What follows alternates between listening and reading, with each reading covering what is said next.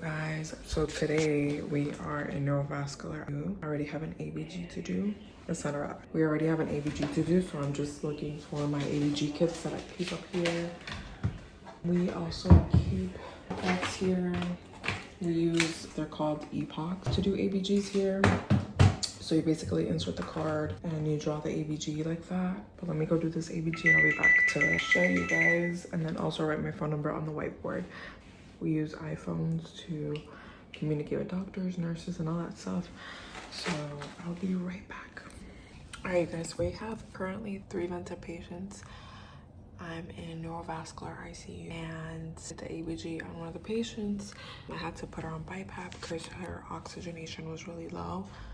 So we put her on BiPAP and she's currently at a high FiO2, but I repeated her ABG about 2 hours ago and it was going up, so that's good. We're gonna keep her on the BiPAP all day today.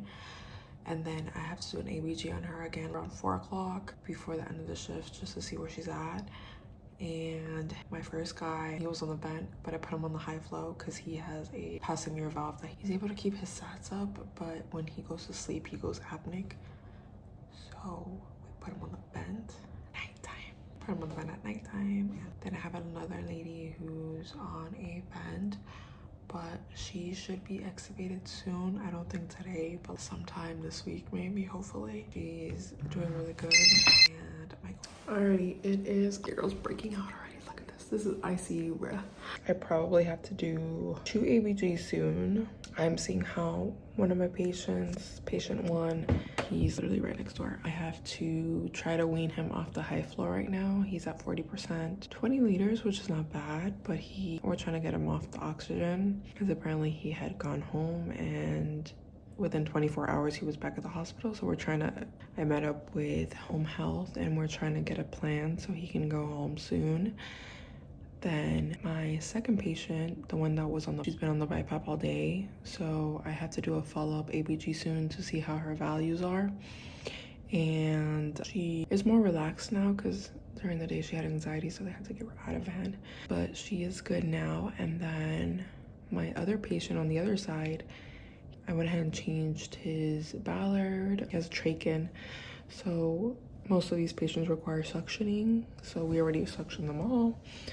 I like to do my oral care and my shake care at the end of the day just so it's fresh for night shift, so they don't have to worry too much about it at the beginning of the shift. And then that is the plan. Hopefully my girl is good on her ABG. I'm gonna do a follow-up to see how her values are. This morning she was 7.31 and PO2 was extremely low, it was in the 40s. So we did an ABG 2 hours apart and then it was improving a little bit, so hopefully now when I do it again it's improved a lot. We really don't want to have to intubate her. I don't want to intubate her. Who wants to intubate, right? But we're trying to avoid intubating her because once that pH falls below 7.25, it's time to intubate. So PO2 is extremely low regardless, so that was already. But that's the update so far, you guys. It is 4:01 p.m. and we have 2 more hours left. So I'm gonna try to get my last rounds out of the way. 3 vents, not too bad. Thankfully, 2 patients that were desatting, I was able to stabilize them again. So I'm about to do my patient now. He can talk up a storm, so I'll be in there for 30 minutes trying to do suctioning, oral care, and all that stuff just to change his water bag on his high flow. We're good.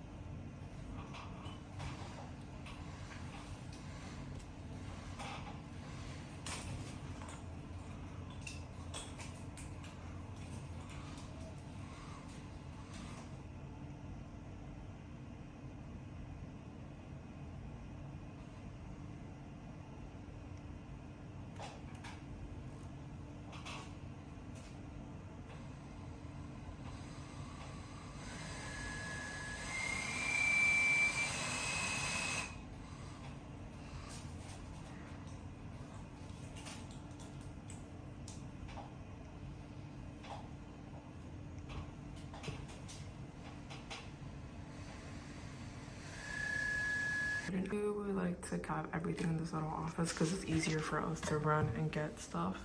So we have our nebulizers, we have our bags to put other stuff in, oxygen tubing, we have the high flow cannula, the non-rebreather mask. And then here we have our ABG kits. All our ABG kits are, we have bite blocks if need be. These are the old school. We have the BiPAP mask here. They come in, this is what I was looking for earlier, but this is for the vent, not what I needed for the trach, but I only have vent ones.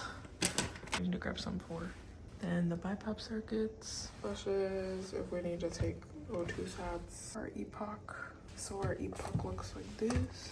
And I'm actually gonna go check an order because I think I have 2 ABGs to do. So more tubing, some vent supply for the tube holders, and the P90. All right, you guys, we look at this bun. That was hard work and dedication today, but we finally left. It was a great day in general. I love my NeuroVascular ICU. It was my favorite place to be. And my lady on the BiPAP was doing really well, which was a huge turnover. The nurse was like, she called me before leaving and she's like, we cured her. I was like, girl. She's like, can I drop it down her FiO2? I said, yes, but don't touch the other settings because we're doing good with her so far. We were able to bring up her oxygenation, so that was awesome. And I just love all the nurses there. Everybody's super cool. And we had a couple of ABGs, nothing crazy, mostly vent checks, trach cares, because most of those patients that were on the ventilator are trach patients. So, and what else? We did our treatments, our vent checks, and then that lady ended up on the BiPAP. But for the most part, it was a very good day. I'm tired. I'm ready to go, as you can see. And I'm on my way home now. I have to stop by the grocery store to pick up at least milk and eggs because your girl has not had time to stop at the grocery store. And we really just ran out of eggs yesterday. So, guys, so that was our day today. Tried to give you a little glimpse of what was going on, but that was the gist of it.